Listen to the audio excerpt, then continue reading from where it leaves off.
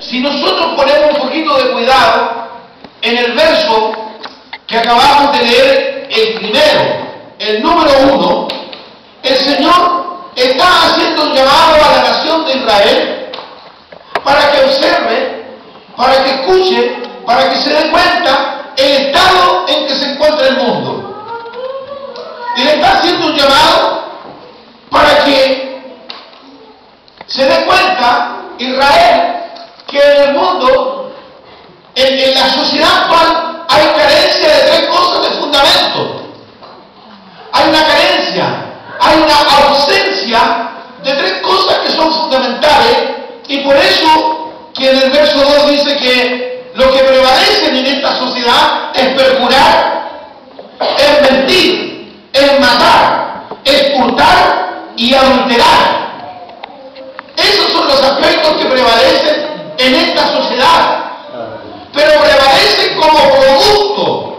Y por favor, yo no voy a predicar largo, así que por favor tienen que estar con todos sus sentidos atentos para que entiendan el mensaje.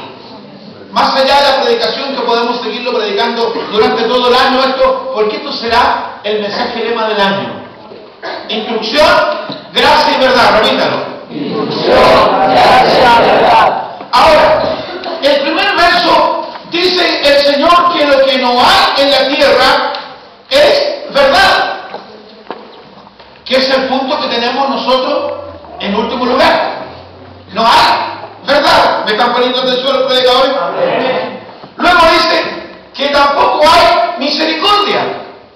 Nosotros pusimos gracia, porque uno de los aspectos de la gracia es la misericordia, es la bondad, es la misericordia, entre otras cosas.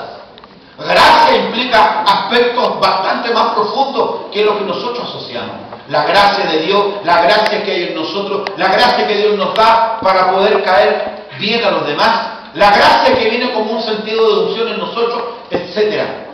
Y aquí la gracia está traducida por misericordia. Y luego menciona el conocimiento de Dios en la tierra. Son las 3 carencias que hacen que esta sociedad